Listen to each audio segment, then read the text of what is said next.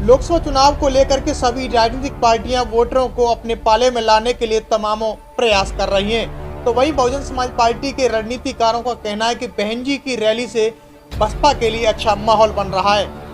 रणनीतिकार इसके पीछे कई कारण मान रहे हैं और उनका कहना ये भी है कि एक तो पिछले चुनाव में हार जीत का अंतर कम था और सबसे खास बात यह है कि मोहनलालगंज में लगातार बसपा के वोट प्रतिशत का ग्राफ बढ़ रहा है।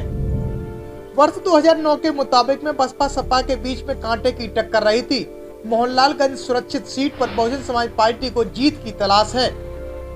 बसपा के गठन के बाद से जितने भी चुनाव हुए अब तक उसका खाता नहीं खुला है। 35% अनुसूचित जाति वोटर होने के बावजूद बसपा इस सीट पर अब तक भाजपा सपा और कांग्रेस की काट तलाश नहीं कर पाई है। मोहनलालगंज सीट पर बहुजन समाज पार्टी की इस वक्त माना जा रहा है कि वोटरों का ग्राफ लगातार बढ़ रहा है। बसपा के गठन के बाद से जितने भी चुनाव हुए हैं अब तक उसका खाता नहीं खुला है। 35% अनुसूचित जाति वोटर होने के बावजूद में बसपा इस सीट पर अब तक भाजपा सपा और कांग्रेस की काट तलाश नहीं कर पाई है। बसपा की उम्मीदें इस सीट पर बेहद टिकी हुई है। पिछले 3 चुनावों में से दूसरे नंबर की पार्टी बन रही है और हाथी ने थोड़ा जोर लगा दिया तो खाता खुल सकता है। यानी कि बहुजन रणनीतिकारों का कहना है कि बसपा सुप्रीमो बहन जी मायावती ने चुनावी रैली को संबोधित करने के बाद में अब माहौल पूरी तरह बदल गया है। बसपा के समर्थकों में काफी उत्साह बढ़ गया है। बात करें तो अपने बिखरे काडर वोट को पाले में खींचने के लिए बसपा सुप्रीमो बहन जी मायावती ने खुद कमान संभाली है और 13 मई को मोहनलालगंज के कल्ली पश्चिम में रैली कर सकती हैं।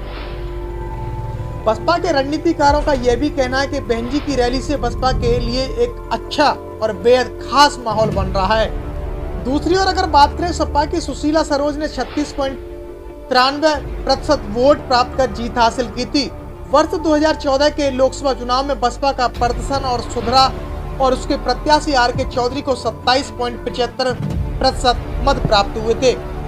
भाजपा के कौशल किशोर ने इस सीट पर 40.77% वोट प्राप्त कर जीत दर्ज की थी। वर्ष 2019 के चुनाव ने बसपा ने सपा के साथ में गठबंधन करके चुनाव लड़ा था।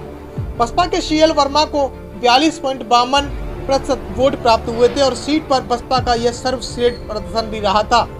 दरअसल बात करें तो 2014 के चुनाव के मुताबिक में भारतीय जनता पार्टी के वोट में कुछ हद तक बहुजन समाज पार्टी ने सेंध लगा दी थी। उसके बाद केंद्रीय योजनाओं के कारण भी बड़ी संख्या में मतदाता बहुजन समाज पार्टी से जुड़ गए और इस बहुजन समाज पार्टी की रणनीति से भारतीय जनता पार्टी की परेशानी और भी बढ़ती चली गई। भारतीय बहुजन समाज पार्टी ने इस बार मोहनलालगंज सीट से राजेश कुमार उर्फ मनोज कुमार प्रधान को चुनावी मैदान में उतारा है। राजेश पार्टी के पुराने नेता हैं और कार्यक्रमों में लगातार वह सक्रिय देखे गए हैं। राजेश इससे पहले जिला पंचायत सदस्य का चुनाव लड़ चुके हैं, जबकि INDIA से सपा प्रत्याशी आर.के. चौधरी मैदान में हैं।